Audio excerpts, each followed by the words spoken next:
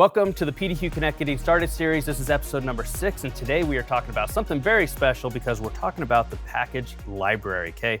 This is where we do all the work for you and you take all the credit. Here we are inside of PDQ Connect. We're going to go ahead and click on the Packages tab and dive right into it. Here you can see the list of packages that we have in PDQ Connect. Now, I've got to tell you, this list of packages inside of PDQ Connect has grown exponentially over the last couple weeks. There used to be a couple hundred packages in here, and now there are well over 500 packages. So our package team is definitely being well caffeinated. So kudos to those team members over there. Now, we do have a lot of show off over here. First thing I want to call out, over here on the left side, you'll see this is the list up here on the top. This is the list of the custom packages that I have built, okay? Not many, there's like 13 packages there.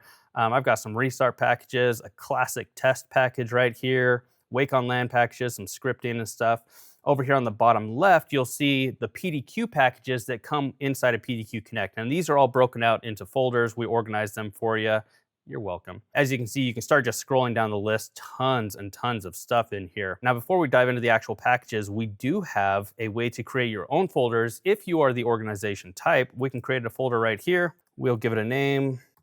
We will click create. Just like that, you have your very own folder, and you could drop your packages into that folder, organize them, help out your teammates. If you're someone that has a lot of custom packages, being able to create folders and organize those things is definitely going to come in handy. Now let's focus on the details side of the screen over here on the right. Over here you can see we've got the package name. We can start scrolling through the list. You'll probably see some of your favorite packages in here. There's a ton of them. We've got the OS because we both support Mac and Windows OS. We've got the version for that package. We've got the publisher. We've got the last updated. We've also got the source here, which you can see a lot of these are PDQ. Before we continue, I actually want to show off, if we go up to the filter here, we talked about this in an early episode. If you easily want to scan, you can either search for a package itself. So I could search for Chrome. There you go. We're going to pull up our Chrome packages. Or you can actually do a filter as well. So we could filter, say I wanted to find all the custom source ones. So these are going to be the packages that I've built. Here you can see they pull up right here, but we can remove that filter, go back to where we had everything nice and clean.